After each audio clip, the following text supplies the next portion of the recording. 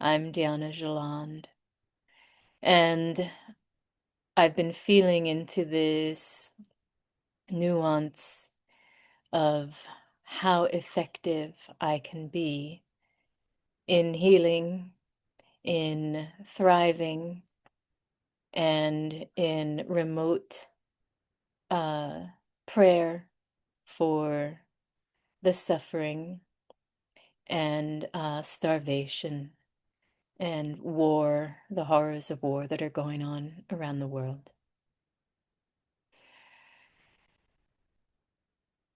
It is a problem that I don't personally have a lot of control over. So, how do I use my energy? How do I live my life in a way that doesn't perpetuate harm and that actually makes a difference? So, aside from the tangible, practical uh, applications of energy that I can do, such as actions I can take, phone calls I can make, um, petitions, um, talking with friends and family, and in the moment as it arises, the opportunity to give voice to an alternate uh, narrative than someone may perceive. We come across these opportunities all the time. Now, what I want to address here is where we then get blocked. And I've spoken of this before, but I want to address it in another nuance. Where we can become blocked and not allow ourselves to thrive because of survival guilt or um, feeling this polarity that minimizes um,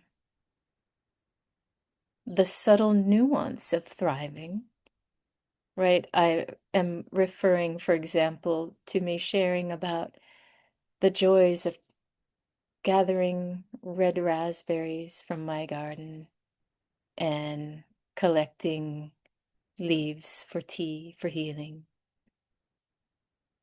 And in that same instance, in sharing it, in experiencing it, I'm also acutely aware of realities that people don't have access to this simple pleasure, to this safety, this safe space, this sanctuary of a little piece of earth that can nourish. And these are birthrights as earthlings to allow this mother to nourish us. So to take that away from ourselves when we have it, to take away the pleasure of sharing that, that becomes problematic too, right? We talk about divesting wealth, but in this case, to divest ourselves of a source of life and life force energy is going to deplete our ability to be sustained, to practice sustainable collective community care. And this is very important. It undermines then our sovereign power to be creative, right? That life force energy is that from Earth, and our connection to Earth is a regenerative feminine force. And when we cut ourselves off from that, then what? So, how do we find balance? I'm questioning this myself. How do we find balance? It's important to focus on our immediate surroundings, our immediate community, our immediate connection with the earth, our immediate connection with our soul and spirit. And from there to listen to right action, to listen to what is right for your soul, your path. But we must not cut ourselves off from our well, our source of replenishment and nourishment, and not belittle that, not devalue that. So I want in this moment to lift up in celebration these relationships we have to the earth. In celebration, lift up the abundance that those of us who are privileged to have such a connection, an immediate, tangible experience, to lift up and celebrate that, and to not cut ourselves off from it if we do have the ability to be held by the earth in that way. Because that will help us to speak for and hold the vision and take action for those who don't, for those who that privilege is being taken away from by force. That's what I want to say. So if you're navigating this nuance and feeling the pressure from, you may be feeling, I know I have people that have talked to me about this, feeling the pressure from outside, from others, about, what you should and shouldn't be doing. I caution you to be aware of the nuance of the perpetuation of power over structures and shaming and mass mind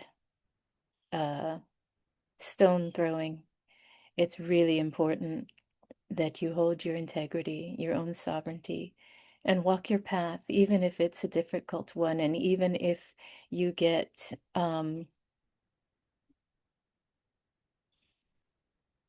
stones thrown at you for the choices you make.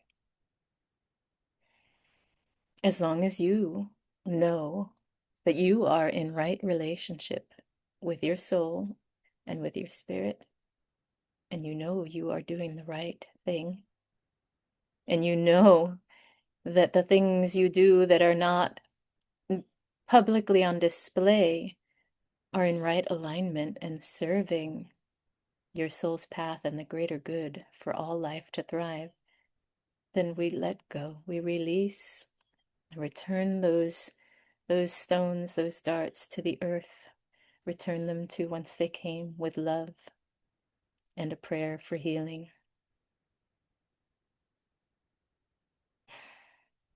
These are not easy or clear times for our evolution in love.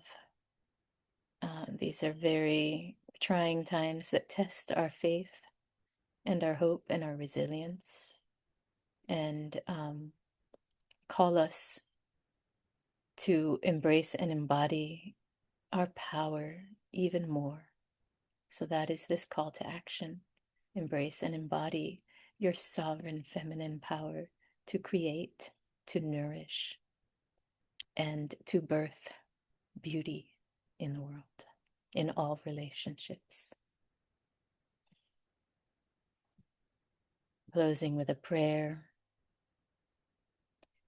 for all the souls who have chosen the bitter medicine, who are experiencing this and are confused by this. uplifting the prayers of countless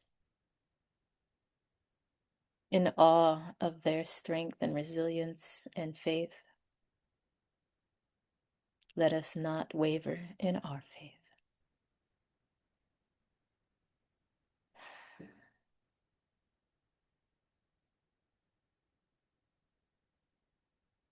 Om.